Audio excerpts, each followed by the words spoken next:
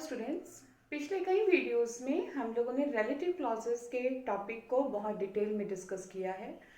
Relative clauses के बहुत सारे एस्पेक्ट्स हमने डिस्कस किए हैं। आज हम लोग क्लॉजेस की बात करने वाले हैं इस वीडियो में, लेकिन अदर देन रिलेटिव क्लॉजेस की बात करेंगे। और कौन से क्लॉजेस की बात हम लोग करेंगे? आज हम लोग आईएनजी क्लॉजेस या ईडी क्लॉजेस के बारे में बात करेंगे। So first of all, what we have to keep in mind is that what is a clause. So clause तो हम लोग पहले भी बात कर चुके हैं। Clause is a part of a sentence. तो यहाँ पर हम clause के इतने ही मीनिंग को ध्यान में रखकर आज के इस टॉपिक को समझेंगे। Clause is a part of sentence, और किसी भी सेंटेंस में अगर कोई सेंटेंस का पार्ट जो है या कोई क्लॉज जो है वो आईएनजी वर्ड से शुरू हो रहा है या उसमें हमने ईडी वर्ड का यूज किया है, तो उसको हम आईएनजी क्लॉज या ईडी क्लॉज कहेंगे। तो सबसे पहले तो ये समझना जरूरी है कि व्हाट आर आईएनजी क्लॉज और ईडी क्लॉजेस। तो लाइक आई सेड दैट किसी भी सेंटेंस में clause is a part of a sentence. Clause क्या है? Clause is a part of sentence, और किसी सेंटेंस के जिस पार्ट में आईएनजी या ईडी का यूज होगा वो पार्ट क्या कहलाएगा? आईएनजी क्लॉज या ईडी क्लॉज। बहुत सिंपल सी चीज है। आईएनजी हमेशा वर्ब की फर्स्ट फॉर्म के साथ यूज होगा और ईडी भी वर्ब की फर्स्ट फॉर्म के साथ यूज होगा। आईएनजी जो है वर्ब की फर्स्ट फॉर्म के साथ हम सब टेंसेस में पढ़ते हैं, उसका यूज हम कॉन्टिन्यूस फॉर्म में करते हैं, और ईडी का यूज हम पास्ट फॉर्म या थर्ड फॉर्म में, पास्ट पार्टिसिपल में करते हैं। तो यहाँ पर हमने जो ईडी का यूज करना है that is the third form. So ING और past participle form या third form of the verb. So what is a clause? Clause is a part of a sentence and some clauses begin with ing or ed. Like जैसे मैंने कहा, किसी भी sentence में अगर कोई क्लॉज ing वर्ड से शुरू हो रहा है तो वो ing क्लॉज बन जाएगा।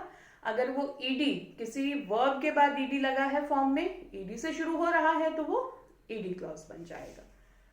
For example, Do you know the woman talking to Tom?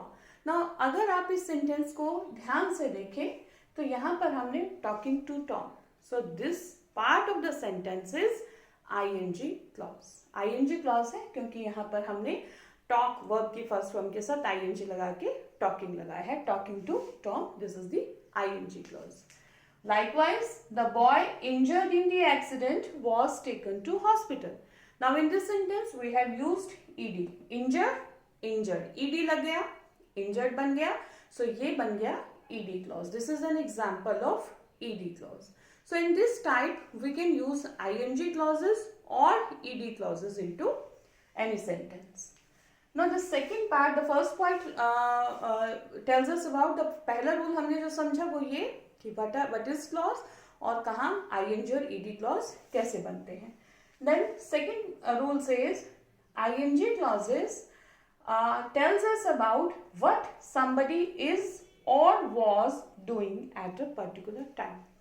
देखिए यहाँ पर अगर मैं आपको थोड़ा सा बैकग्राउंड में पिछली उसमें आपको प्रीवियस इंफॉर्मेशन जो हमने डिस्कस की है, जो प्रीवियस ग्रामर रूल्स हमने पढ़े हैं, थोड़ा सा अगर वहाँ पास्ट में मैं आपको लेके जाऊँ तो एक रूल हम बहुत फ्रीक्वेंटली बात करते हैं ग्रामर में, खासतौर पर टेंसेस में, कि आईएनजी का इस्तेमाल हम कॉन्टिन्यूस फॉर्म में करते हैं।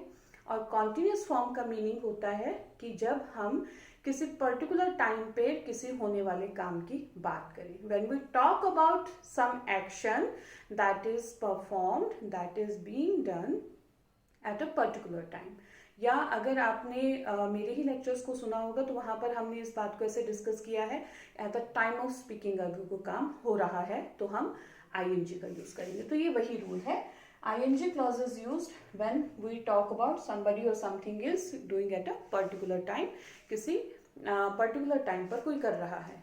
इसी के साथ हमने एक रूल ये भी पढ़ा था, जरूरी नहीं है कि कॉन्टिन्यूस फॉर्म का use eight the time of speaking कोई एक्शन चल रहा हो तभी करते हैं। अगर कोई एक्शन कॉन्टिन्यूस चल रहा है बट जरूरी नहीं है कि वो eight the time of speaking चल रहा हो या किसी पर्टिकुलर टाइम पर चल रहा हो तो भी हम आईएनजी लगाएंगे। 2 पॉइंट, ये 2 यूजेस हमने कॉन्टिन्यूस के पढ़े हुए हैं। तो यहाँ पर हम उन्हीं दो रूल्स को रिपीट कर रहे हैं। पहला आईएनजी क्लॉज का यूज जो है वो हम तब करते हैं when somebody is doing something at a particular time, and second when somebody is not performing any action at a particular time, at a particular time and not at a particular time. ये दोनों example, दोनों rules हैं। दोनों के examples देखिए। सबसे पहले what somebody is doing or was doing at a particular time, इसी को अगर हम ये एग्जाम्पल दोबारा देखें तो ये आपको यहाँ कंसेप्ट क्लियर होगा। Do you know the woman talking to Tom, यहाँ पर हम एक एक्शन की बात कर रहे हैं, बात करने के, टॉकिंग की, और वो काम जो है, वो एक्शन जो है वो एट द पर्टिकुलर टाइम चल रहा है कि आप उस औरत को उस वक्त उस पर्टिकुलर टाइम पर टॉम से बात करते हुए देख रहे हो। आप सामने देख रहे हो कि वो टॉम से बात कर रही है और आप उसको उसी वक्त at that time, at the time of speaking वो काम चल रहा है, तो हमने लगाया ING clause, right. Then look at this example, the road connecting the two villages is very narrow, connecting the two, यहाँ पर दे आईएनजी क्लॉज है। अब यहाँ पर ये एक्शन जो है कनेक्शन का, ये eight the time of speaking नहीं हो रहा है या एट अ पर्टिकुलर टाइम नहीं हो रहा है। ये इन जनरल बात कही जा रही है कि वो सड़क जो दोनों गांव को जोड़ती है, दोनों विलेजेस को जोड़ती है, वो बहुत नैरो है। नाउ ये जरूरी नहीं है कि आप सामने खड़े हैं तो उसी वक्त आपको वो कनेक्शन नजर आ रहा है। No, this action is continuous but not at a particular time, या यूं कहें not at the time of speaking. Then ED clauses जो हैं they have a passive meaning. ING clauses के बाद जब हम ईडी क्लॉजेस की बात करते हैं, ईडी क्लॉजेस जो है इन जनरल उनका मीनिंग जो है that is passive. For example, the boy injured in the accident was taken to the hospital. Now injured in the accident, we have already taken up this example earlier as well. Injured in the accident, now this is the ED clause. अगर हम इसके meaning को समझें, active और passive की हमने पहले भी बात की है। एक्टिव वॉइस या एक्टिव सेंटेंस क्या होगा, वहां जहां पर subject is the doer of the action, जहां काम को कौन करता है, सब्जेक्ट, तो वो एक्टिव कहलाएगा। जहां काम सब्जेक्ट द्वारा नहीं किया जा रहा वो कहलाएगा पैसिव। तो यहां पर अगर हम इस एग्जाम्पल को देखें तो काम क्या हो रहा है, taken to the hospital, verb जो है टेकन टू द हॉस्पिटल है, हॉस्पिटल लेके जाया जा रहा है। सब्जेक्ट क्या है, बॉय। क्या वो लड़का जिसको चोट लगी है खुद हॉस्पिटल गया, क्या हॉस्पिटल जाने का काम उसने खुद किया, नो, उसको हॉस्पिटल ले जाया गया, उसको हॉस्पिटल कोई और लेके गया। So subject is not the doer of the action here, so that's why this is a passive sentence, और यहाँ पर हमने ईडी क्लॉज का यूज किया है।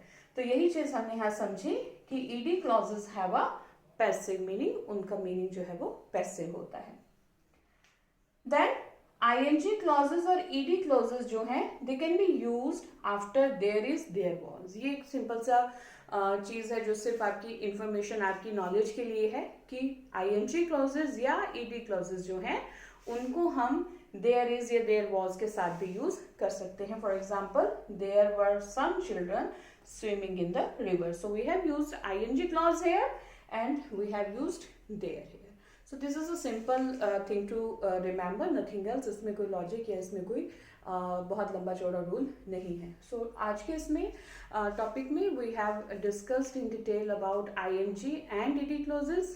ये जो आज का वीडियो है या आज का जो टॉपिक है, इसका कनेक्शन जो टेंसेस में हमने रूल्स पढ़े हैं, जो टेंसेस के फॉर्म्स की हमने बात की हैं, वो भी आपको माइंड में रखने पड़ेंगे, तभी आप इस टॉपिक को समझ भी पाएंगे और इसको आप याद भी रख पाएंगे।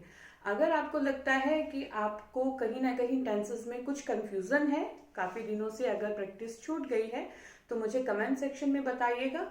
हम लोग टेंसेस के टॉपिक को भी दोबारा डिस्कस कर सकते हैं। Thank you so much.